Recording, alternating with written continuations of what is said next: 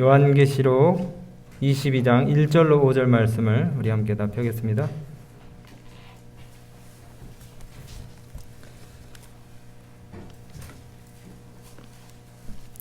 요한계시록 22장 1절로 5절 말씀을 우리 함께 읽고 시작하겠습니다. 또 저가 수정같이 맑은 생명수의 강을 내게 보이니 하나님과 및 어린 양의 보호자로부터 나서 길 가운데로 흐르더라. 강 좌우에 생명나무가 있어 12가지 실과를 맺히되 달마다 그 실과를 맺히고 그 나무 잎사귀들은 만국을 소성하기 위하여 있더라. 다시 저주가 없으며 하나님과 그 어린 양의 보호자가 그 가운데 있으리니 그의 종들이 그를 섬기며 그의 얼굴을 볼 터이요 그의 이름도 저희 이마에 있으리라. 다시는 밤이 없겠고 등불과 햇빛이 쓸데없으니 이는 주 하나님이 저희에게 비추심이라. 저희가 세세토록 왕노릇 하리로다. 아멘. 오늘은 명절 끝이지만은 고향을 잃어버린 사람들이라고 하는 그런 제목의 말씀을 가지고 은혜를 누리도록 하겠습니다. 여기 20년 전, 30년 전 귀경길 영상 하나 좀 보시기 바랍니다. 근데 이게 좀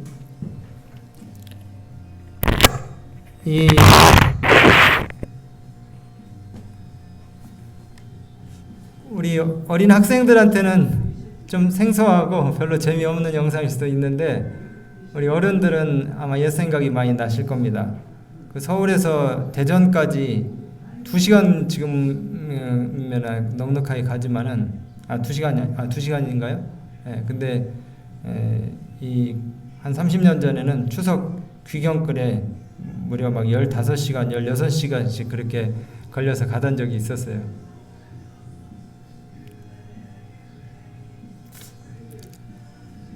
이 뒤에 배경음악 용서하시기 바랍니다. 네.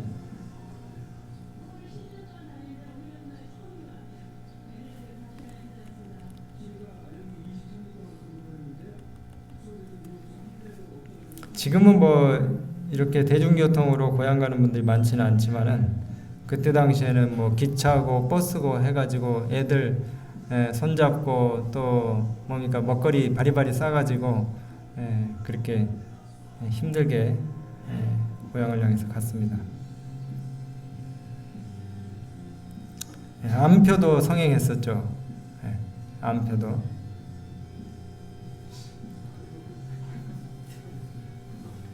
옛날 생각 좀 나십니까? 네, 많이 나세요. 우리 어린 학생들은 도무지 상상할 수 없는 그런 장면인데, 자, 이것만 계속 볼 수는 없고, 여러분 지난 4월에 전 세계의 실향민이 5천만 명이었답니다. 근데 지금 반년이 조금 더 지난 이제 10월달 이 코로나로 이 유행병이 악화가 돼가지고 마침내 우리가 이런 현수막을 동네에다 걸게 됐어요. 여기 선거 읍에 이런 현수막이 걸렸더라고요. 얘들아, 올 추석에는 내려오지 말거라. 추석에 가족들 다 모이는 건 위험하니까 힘들게 내려와서 전 붙이지 말고 용돈이나 2배 붙여다오. 이런 현수막이 붙었더라고요. 올해는 우리 모두가 다 코로나 실향민이 되었습니다. 사실 선물 살 돈도 있고 타고 갈 자동차도 있는데 차마 고향에 가지 못하는 아주 희한한 세상이 되어버렸어요. 이번 추석에 우리 그리스도인들이 육신의 고향은 갈 수 없지만 우리가 본래 돌아가야 할 영원한 본향, 이 하늘나라를 그 어느 때보다도 우리가 그리워할 수 있는 그런 영적인 깨달음을 오늘 말씀을 통해서 주시기를 간절히 바랍니다. 여러분 고향 하면은 떠오르는 것이 뭐가 있나요? 고향 하면은 떠오르는 것 순위 고향집이 떠오르실 거고요. 그 다음에 고향 풍경이 떠오를 것이고 고향의 맛, 그 다음에 또 어머니, 그리고 고향의 추억들, 그 외에도 많은 것들이 있겠지만은 근데 요즘은 우리나라가 하도 개발이 많이 돼가지고 만약에 뭐 외국 가서 10년 살다가 돌아온 사람 같으면은 고향을 찾아가는데 상당히 좀 산천이 많이 변해 있는 것을 보게 될 거예요. 산이 있던 곳이 평지가 돼가지고 아파트 빌딩 대단지가 형성이 되고, 또 하천이 사라지면서 댐이 생기는가 하면은 시골 농로길이 16차선, 왕복 16차선 아스팔트 대로가 된 곳들이 있어요. 그러면 내가 살던 이 마을도 찾아볼 수 없을 뿐더러 주변 풍경이 완전히 다 바뀌어버렸기 때문에 옛날 그 고향의 정치를 찾아볼 수가 없습니다. 참 삭막하기만 해요. 옛날에 그 뽀빠이 이상용이 우정의 무대 하면서 이제 그 병사가 부모님 만나면 뭐라 그럽니까? 고향 앞으로! 그러죠? 고향 앞으로. 근데 이 고향의 랜드마크가 다 사라져 버려가지고 도대체 어디로 가라는 겁니까? 고향이 있어야지 고향을 가죠. 근데 여러분, 우리가 돌아갈 하늘 본향은 태초부터 지금까지 변함이 없는 곳이에요. 태초부터 지금까지. 여러분이 지금 이 성경절 하나만 가지고도 금방 여러분들의 고향을 찾아갈 수가 있습니다. 제가 여러분의 원 고향 번지수를 오늘 알려드릴 테니까 혹시 메모가 가능하신 분들은 잊지 않게 좀 써놓으시기 바래요. 알겠죠? 여러분들이 돌아가야 될 고향 주소를 제가 오늘 알려드릴게요. 자, 이겁니다. 계시록 특별자치도 새 예루살렘시 수정구 생명로 22-12번지입니다. 아시겠죠? 제가 어떻게 할까 고민하다 이렇게 만들어봤어요. 이 계시록 22장 오늘 읽은 이 말씀 가운데는 우리 마음의 고향의 그 향수를 불러일으키는 강과 나무가 있습니다. 1절에 보니까 또 저가 수정같이 맑은 생명수의 강을 내게 보이니 하나님과 및 어린 양의 보호자로부터 나서 길 가운데로 흐르다라. 자, 이 첫 번째 나오는 우리 고향의 랜드마크가 뭡니까? 생명강입니다. 생명강. 지금은 그 우리 아이들이 사람들의 그 때, 소변, 그 다음에 땀 냄새 이런 것들을 갖다가 희석시키기 위해서 거기에다 뭘 집어넣습니까? 수영장에? 뭐 염소 소독제, 클로라민 이런 것들 가지고 화학 처리해가지고 그 수영장에서도 막 뭡니까? 바글바글 들어가가지고 그 물을 마시면서도 좋아하지만 참 옛날에 개울가에서 우리 어르신들 그 수영하던 생각을 하면 얼마나 참 그 깨끗했는지 몰라요. 대학변 밑에서 하루 종일 농산일 하다가 초저녁이나 아니면 저녁 먹고 난 다음에도 좀 어두워도 그 동네 사람들이 저도 저 이모들 따라서 그렇게 했어요. 그 강에 내려가가지고 시원하게 밤에 물놀이를 하는데 얼마나 그 물이 깨끗한지 몰라요. 여기 성경에 수정같이 맑은 물이라 그랬는데 그 제가 워싱턴에 있는 자연사 박물관에 이렇게 이제 한번 갔더니 거기에 35,000여 종의 그 미네랄과 1,000종 이상의 보석들이 거기 전시가 다 돼 있더라고요. 보석들. 근데 그 보석 중에 수정이라는 보석이 있습니다. 수정. 여러분, 수정에도 여러 가지 종류가 있어요. 그 연미수정, 황수정, 자수정, 우리 교회에도 한수정 있죠. 한수정 집사님. 근데 원래 이 맑고 투명하다고 해가지고 수정인데 그 보석들이 사실 뭐 희귀한 것이라서 그렇지 그게 뭐 그렇게 투명하고 아름다운지는 모르겠더라고요. 근데 이 필리핀 선교지에 가면은 관광지 말고 선교지에 가면은 가끔 우연히 만나는 외딴 섬이 있습니다. 그런데 그런 섬들에 가면은 정말 그 코발트빛 그 하늘 아래에 하얀 백사장 모래가 펼쳐져 있는데 물이 너무나 투명해요. 너무나 투명해. 바람도 없고 물결이 딱 정지가 돼 있는데 거기 뭐 물고기들이 왔다 갔다 하고 형형색색의 산호들이 있어요. 정말 그 말 그대로 야 정말 수정같이 맑다. 그렇게 생각이 됩니다. 근데 그 수영을 하다가 그 물을 2번, 3번 마셔도 뱃속에서 꼬르륵 소리만 나지 전혀 오염되지 않은 물이라고 생각을 하니까 막 더 마시고 싶어요. 여기 우리 하늘 본향에 가시면은 메인스트림, 이 강은 그냥 깨끗하기만 한 것이 아니고 이 생명체에게 불로장생을 보장하는 그런 각종 미네랄 유기물들이 거기 다 들어 있습니다. 얼마나 좋아요, 그러니까. 그래서 거기서 여러분들이 이제 나중에 가서 수영을 하시다가 이 물을 꼴깍 한 모금 잘못 마시면은 그거 뱉어내시면 안 돼요. 그거를 꼭 꼴깍 삼키셔야 됩니다. 여러분들에게 영생하도록 보장하는 그런 그 불로 장생약이니까 더 마시면 마셨지 뱉어내면 안 돼요. 근데 에스겔 47장에 보니까 하나님의 보좌 그 문지방에서부터 흘러내려오는 이 물이 만국을 소성시키기에 넉넉하다 그랬어요. 만국을.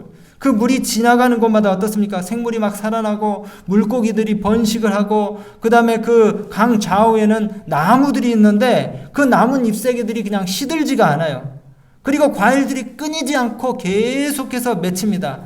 심지어 잎사귀들조차도 귀한 약재료로 그렇게 사용이 된다 그랬어요. 영양제입니다. 영양제 그 물이. 여러분 근데 여기 22장 1절에 보니까 또 저가 수정같이 맑은 생명수의 강을 내게 보이니 어디서부터 흘러나온다고요? 하나님과 및 어린 양의 보좌로부터 나와서 새 예루살렘 성 길 가운데로 흐른다 그랬어요. 하나님의 성전 보좌로부터 시작되어 이 모든 생명체에게 생명을 주는 이 강이 요엘서와 스가랴서에도 언급이 되어 있습니다. 근데 여러분 이 성경에는 이런 생명을 주는 생명강과 아주 대조되는 강이 하나 나와요. 혹시 성경에 등장하는 강 이름 가운데 생각나는 것이 퍼뜩 생각나는 게 있습니까? 요단강. 또 무슨 강이 생각나세요? 그 역사적으로 그 바벨론에 흘렀던 강이 하나 있어요. 유브라데스 강. 바벨론 강 유브라데스 강입니다. 근데 시편 137편 1절부터 6절에 보면은 이 하나님의 백성들이 포로로서 예루살렘을 그리워하면서 이 노예 생활을 하면서요. 예루살렘을 그리워하면서 울면서 앉아 통곡했던 바로 그 강이 유브라데스 강입니다. 여러분 우리가 바벨론의 여러 강가에서 그리고 그 강변 거기 앉아서 시온을 기억하며 울었도다 하는 이 타국에서 이방 땅에서 노역을 하던 이 백성들의 노래를 우리가 똑같이 부르고 있는 거예요. 슬픔의 노래, 애환의 노래, 한의 노래, 서름의 노래. 여러분 이 수고로운 세상살이에 지친 우리들이 정말 노예와 같이 벗어날 수 없는 인생의 굴레들, 고난의 짐들을 지고 허덕이면서 애환과 서름의 노래를 부르면서 하늘을 그리워하고 있지 않습니까? 여러분 새벽에 일어나실 때 몸이 아주 상쾌하고 가뿐하게 일어납니까? 아니면 어깨가 천근만근하고 머리가 띵하고 좀 더 눕고 싶습니까? 대답을 안 하시네요. 네. 근데 이 하나님의 백성들을 억압하고 괴롭히던 바벨론은 이제 곧 멸망할 것입니다. 이 바벨론 강변에서 그 슬픔의 노래를 부를 날도 이제는 얼마 남지 않았어요. 그 바벨론 유브라데 강변을 떠나서 우리 하나님의 백성들이 영원히 살 곳, 하나님의 보호자로부터 나오는 그 생명수의 강을 마실 날이 얼마 남지 않았다는 거예요. 여러분 추석에 우리가 돌아갈 고향이 없어도 이 하늘 생명 강변에 우리 모두가 서게 될 것을 인해서 감사하시게 되길 바랍니다. 여러분 우리가 그때까지 조금만 더 힘을 냅시다. 힘을 좀만 더 내요. 이 세상의 우물에서 그 갈증을 풀려고 하지 마시고, 이 세상의 우물은요 금방 또 목마릅니다. 금방 실증이 나요. 만족이 없어요. 우리의 영혼의 필요를 완전히 공급하시는 오직 한 분 예수 그리스도를 갈망하시게 되길 바랍니다. 정말 힘들고 어려울 때에 여러분 좀 눈을 감으시고 예수님 정말 막막합니다. 좀 도와주세요. 예수님 좀 도와주세요. 세상의 필요 곧 만국의 소망 되시는 예수 그리스도 그분만이 나누어 주실 수 있는 하늘의 은혜는 생수와 같아요. 여러분의 영혼을 순결하게 하고 소성시키며 활력을 주는 그와 같은 생명수입니다. 여러분 하늘을 향해서 여러분들의 마음의 소원들을 갖다가 토해내시고 하늘을 갈망하시게 되기를 간절히 바랍니다. 자, 계속해서 보면은 이 고향에 두 번째 랜드마크가 있는데 강 좌우에 뭐가 있다 그랬습니까? 나무가 있다 그랬어요. 생명나무. 고향 마을 어귀에는 늘상 우리 어른들 어렸을 때 한번 생각해 보세요. 마을 어귀에 그 고향의 햇빛을 다 독차지하는 큰 나무가 있었습니까? 정자나무 한 그루쯤 다 있었어요. 뭐 느티나무든지 그게 소나무든지 은행나무든지 한 그루씩 다 있었어요. 근데 고향을 생각할 때 가장 그 나무가 먼저 떠오르는 것은 그 나무 아래 비포장 돌짝발길 그 완행버스가 몰고 온 먼지를 다 뒤집어 쓰고 자녀들을 기다리신 누구요? 어머니. 어머니가 계셨기 때문에 그 나무가 생각이 나는 것이에요. 그 나무가 고향의 향수를 불러일으키는 것입니다. 근데 여러분, 우리 고향의 이 생명나무에, 우리가 돌아갈 하늘 본향의 생명나무에는 과일이 몇 개가 맺힌다고요? 12가지. 그래서 제가 생각해 봤어요. 12가지 과일이 뭐가 있나? 우리 학생들 12가지 과일이 뭐가 있어요? 망고? 아이고, 세련됐네. 블루베리, 두리안, 포도, 사과, 배, 수박. 수박도 과일이군요. 감, 대추, 자두, 복숭아, 살구. 요만큼 했으면 됐습니다. 12개입니다. 12개. 자, 근데 이 많은 12가지 과일들이 달마다 열려요. 제가 우리 여기 여의진 권사님 그 이진덕 어르신 과수나무 접붙이는데 아주 전문가시에요. 베테랑이십니다. 근데 우리 권사님 댁에 가니까 4-5개의 나무를 갖다가 접붙인 그 신기한 나무가 있더라고요. 신기한 나무. 열매도 다양하게 맺힐 것 같아요. 근데 그 나무가 12가지 실과를 맺힌다면 정말 대박 나겠죠? 근데 12가지 실과를 맺히는 것 뿐만이 아니라 매달 열매가 맺힙니다. 매달. 우리 농사 지시는 분들은 1년에 한 번만 수확에 성공을 해도 대박 치는데 이게 12번 계속 열매를 맺힌다면 어떻겠어요? 야, 정말 이런 나무 한번 좀 보러 하늘나라에 꼭 가고 싶을 것 같아요. 12가지 실마. 근데 이게 다 생명나무입니다. 다 어떤 과일이든지 따먹으면 영원히 살 수 있는 생명나무예요. 여러분, 이 예언의 신에 보니까 이 생명나무는 그 나무에서 나오는 열매가 죽음의 해독제라 그랬습니다. 죽음의 해독제. 먹으면 영원히 살게 되어 있어요. 근데 생명나무 하니까 여러분 어디서 많이 들어본 나무 아니에요? 창세기 2장에 에덴 동산에 있었던 선악과와 같이 있었던 바로 그 나무입니다. 이 나무는 원래 에덴 동산 이 지구에 있었지만은 우리의 첫 조상이 범죄한 이후로 하늘로 이것이 옮겨 심겨지게 되었대요. 범죄한 상태로는 더 이상 사람이 오래 살아서는 안 돼요. 그죠? 그렇기 때문에 이제 그리스도의 피를 통한 구속으로 말미암아 생명을 주는 그 열매를 우리가 먹어야 되는 것입니다. 예수 그리스도를 통해서. 여러분, 좀 전에도 말씀을 드렸지만은 그 고향의 나무가 우리에게 깊은 인상을 아직까지 주는 것은 바로 그 나무 밑에서 우리를 기다리고 계셨던 어머니 때문입니다. 어머니. 여러분, 그 고단한 귀성길 전쟁을 치르면서 왜 사람들이 해마다 2번씩 고향에 가고 싶어 할까요? 아까 영상에도 보셨지만은 13시간씩, 14시간씩. 저도 그 1학년 때, 대학교 1학년 때에 고향에 이제 내려가는데 아는 분이 서울에서 출발하면은 밀리니까 조금 머리를 써서 그때는 뭐 내비가 없었기 때문에 인천에서 가면은 좀 시간이 단축될 거라고 그렇게 해가지고 인천에서 그것도 초저녁 7시에 출발을 했는데 다른 사람도 또 다 그렇게 전략을 짰더라고요. 그래가지고 서울에서 대전까지 2시간 걸리는데 인천에서 대전까지 그때 23시간이 걸려버렸어요. 23시간.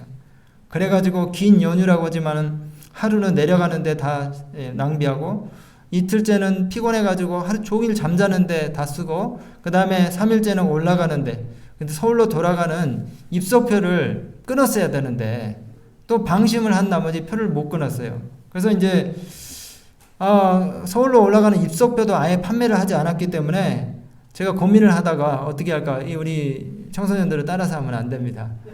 제가 상행선을 끊어야 되는데 상행선 입소표도 안 끊으니까 하행선 김천표를 끊었어요. 김천. 대전역에서 김천 가는 표를 끊어가지고 일단 플랫폼으로 나갔습니다. 그래가지고 그냥 산행선을 타버렸어요.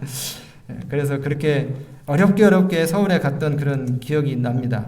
근데 그렇게 고단한 여정일지라도 어김없이 우리가 고향을 찾는 이유는 이 도시의 소음과 소란함이 주는 이 피로를 씻어줄 수 있는 가족들의 뭡니까? 가족들의 이 마음의 공감, 그 다음에 또 받아주는 것들, 이런 것들이 있기 때문에 특별히 우리 어머니가 내 존재의 근원 되신 어머니가, 나를 위해서 기도해 주시는 그 어머니가 나의 모든 약점들과 또 세상에 지친 그런 그 피로와 원망들을 갖다가 다 받아주실 수 있기 때문에, 마음의 위로와 안식을 그분께로부터 우리가 얻을 수 있기 때문에 어머니를 통해서 우리가 고향을 그리워하고 그곳에 가려고 하는 것입니다.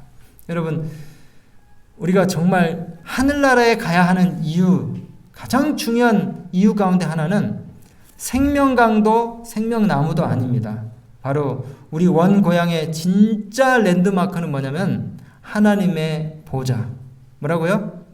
하나님의 보좌, 어린 양의 보좌인데, 거기 이 온 우주를 창조하신 우리 예수님이, 하나님이 지옥 같은 세상에 오셔서 십자가를 지시고 골고다 언덕을 오르시며 채찍에 맞으시고 창에 찔리시며 우리 대신 죽음을 죽으시고 우리를 너무나 사랑하시는 그분이 지금 하늘 지성소에서 나의 피 하시면서 우리의 구원을 위해서 중보하시는 바로 그분의 보좌가 있는 곳이 바로 우리 고향의 랜드마크인데, 거기에 우리 하나님께서, 우리 예수님께서 여러분들이 오기를 기다리고 계신다는 거예요. 거기 꼭 가야 되지 않겠습니까? 예.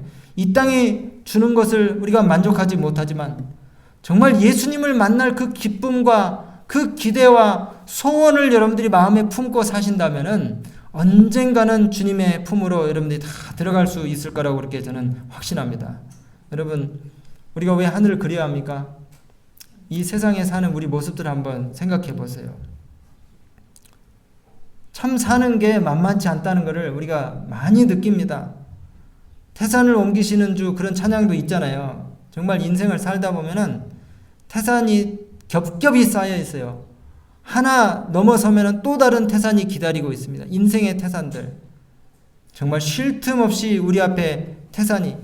그래서 저는 이 탕자의 비유를 읽으면서 항상 여러 가지 그 교훈들을 많이 얻는데, 여러분, 이 탕자가 돼지나 주워 먹는 그 쥐염 열매를 한 줌 집어들었을 때에 눈물이 왈칵 쏟아졌어요. 눈물이.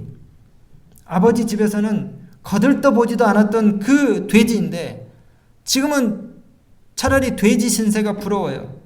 심지어 돼지들이 먹는 그 쓰레기 같은 음식조차 미련이 남을 정도로 자신이 초라해지고 낮아졌다는 그 사실이 도저히 용납이 안 되는 것입니다. 그러면서 자신을 위해서 모든 것을 아낌없이 주려 했던 그 아버지가 생각이 나는 것이에요.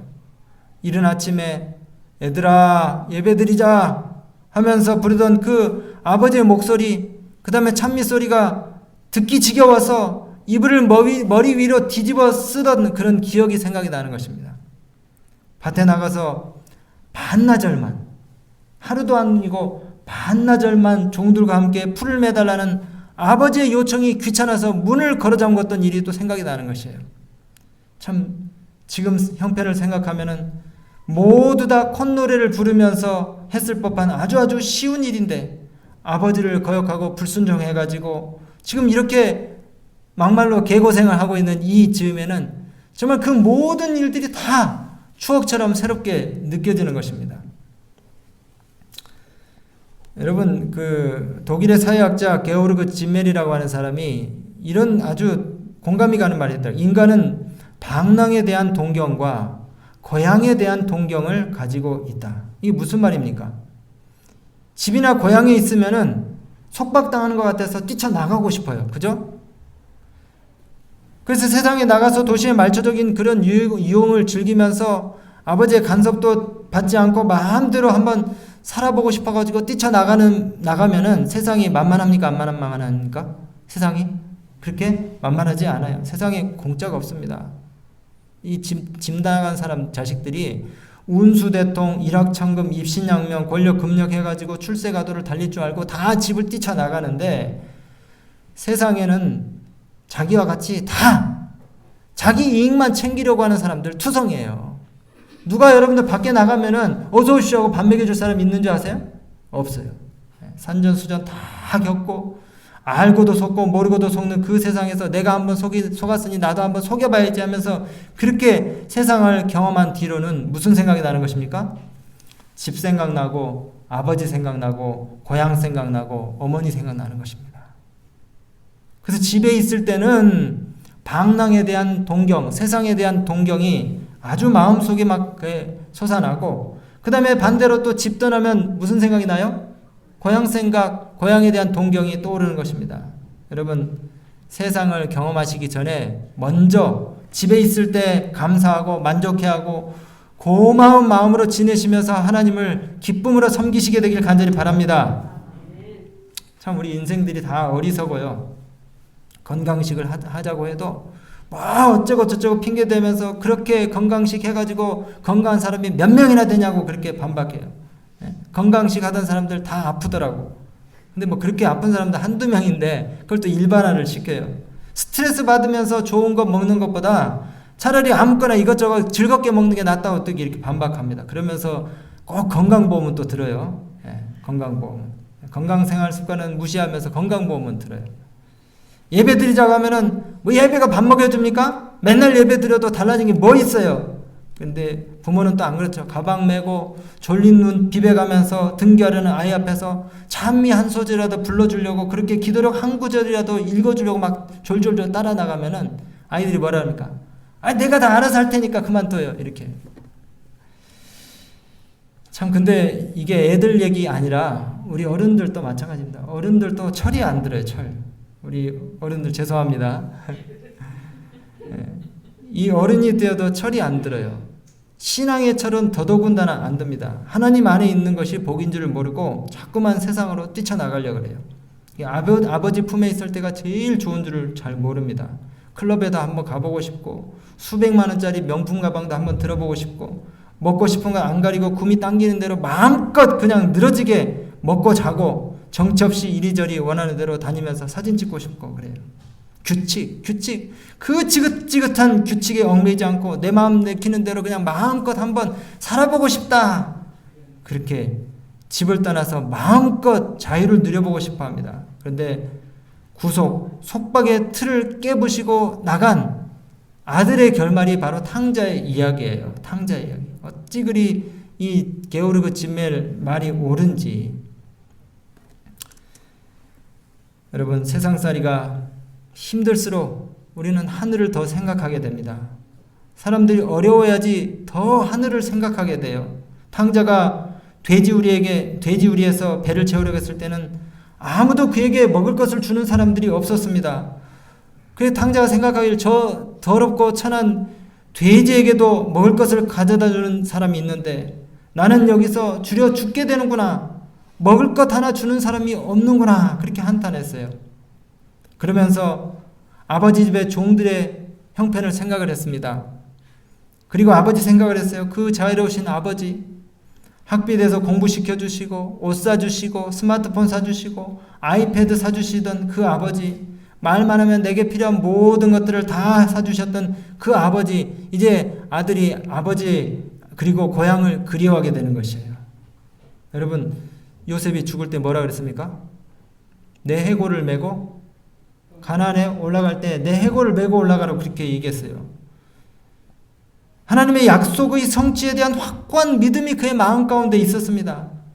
하나님의 백성들을 기쁨으로 인도하실 그때에 자신의 뼈를 가나안 땅 세겜에 묻어달라고 그렇게 유언을 한 것이에요.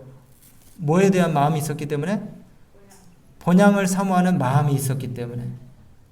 여러분, 이 세상은 우리의 고향이 아닙니다. 아시겠죠? 연어가 해기 본능이 있다 그래요. 귀소 본능.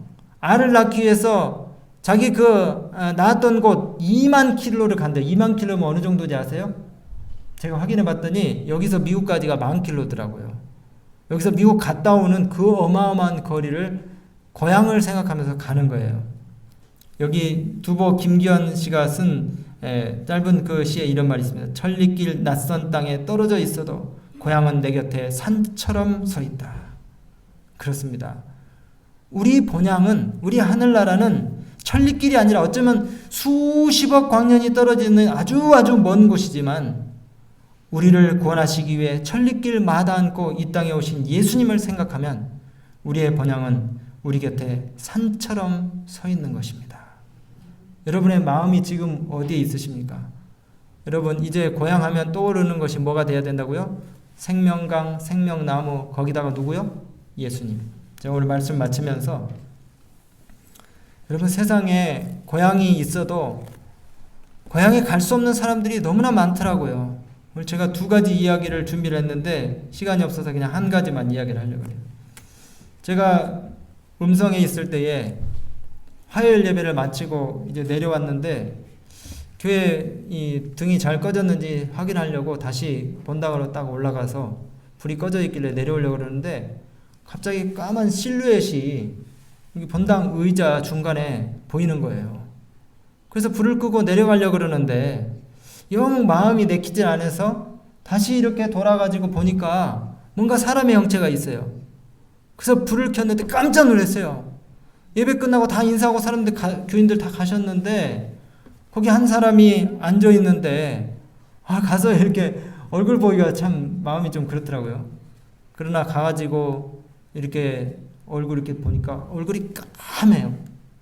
그리고 배가 이렇게 임산부처럼 불러 있는 한 남자가 있는데 저희 집사람이 올라와가지고 이제 그 사람 뭐 이렇게 자초지종을 쭉 물으니까 그 중국에서 이제 일하러 오신 분인데 우리 그 교포예요.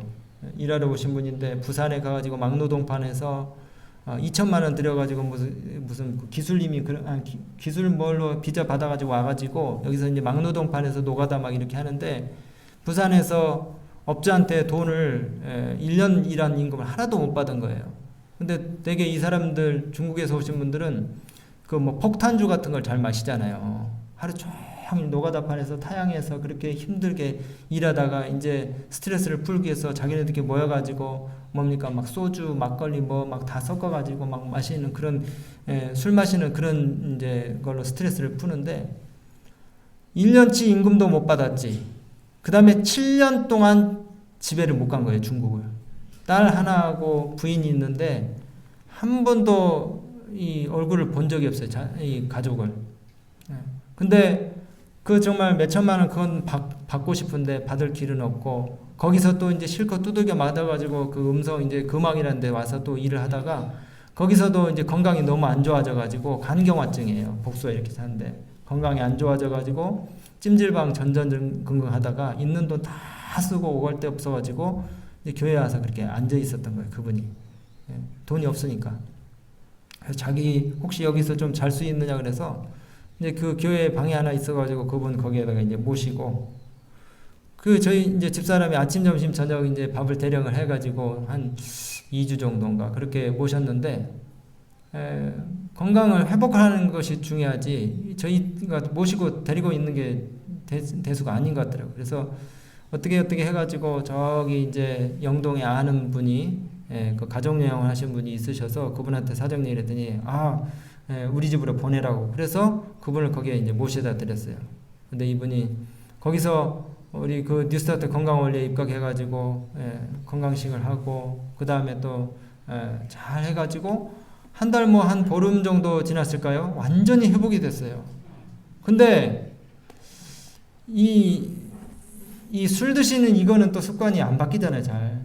그래가지고 거의 다 회복이 됐는데 또 이제 밤에 야밤을 타가지고 이 영동 시내에 나가서 또 술을 이렇게 사다가 몰래 또 드시고 해가지고 이게 재발이 돼가지고 그냥 얼마 안 있다가 돌아가셨다는 얘기를 들었어요.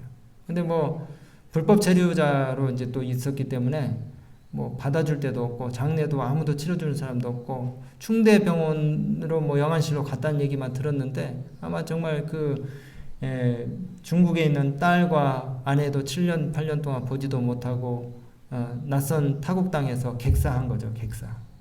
그렇게 죽은 사람을 봤어요. 여러분, 죄의 결과로 삼키는 바다가 사랑하는 가족과 친구 사이를 갈라놓은 큰 장벽이 되었고 정말 강하라고 측량하지 못할 그런 대양이 우리 가족들의 유대를 다 끊어놨습니다. 하지만 우리가 새 하늘과 새 땅 우리 본향에 가면은 바다는 이제 더 이상 없습니다. 바다는 과거 하나님을 사랑하고 그분께 충성을 보였던 선량한 그리스도인들이 쇠사슬 착고에 묶여서 잔인하고 냉랭한 마음을 가진 사람들의 채찍에 맞으면서 그 배 밑창에서 노를 젓던 갤리선의 그리스도인 노예들, 이런 사람들도 이제 더 이상 찾아볼 수 없을 것입니다. 무서운 경랑도, 삼키는 바다도, 쉬 없이 철썩거리는 파도도 그 하늘에는 없을 것이에요. 그저 잔잔한 금빛 물결과 태양빛이 스며든 투명한 물 속에 형형색색의 물고기들, 휘황찬란한 산호들만을 여러분들이 보게 되실 것입니다. 모든 눈물을 그 눈에서 씻기심에 다시는 사망이 없고 애통하는 것이나 곡하는 것이나 아픈 것이 다시 있지 아니하리니 처음 것들이 다 지나갔습니다. 우리 이제 이 고단한 세상살이를 속히 마치시고 하늘에 가십시다. 여러분 하늘 나라에 빨리 가고 싶으시죠? 새 노트북 사고 핸드폰 사고 그 다음에 자동차 샀다고 너무 좋아하지 마시고, 심지어 이 결혼도 신혼 2주 3주는 좋지만은 뭐 더 좋지는 않대요.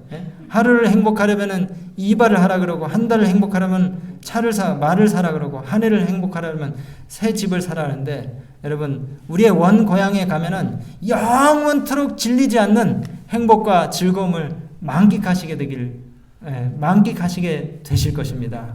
이 명절을 맞아서 하늘을 더욱더 사모하시고 또 하나님을 만날 날을 그리워하실 수 있는 우리 모든 믿음의 가족들 다 되시길 바라면서 말씀 마치겠습니다.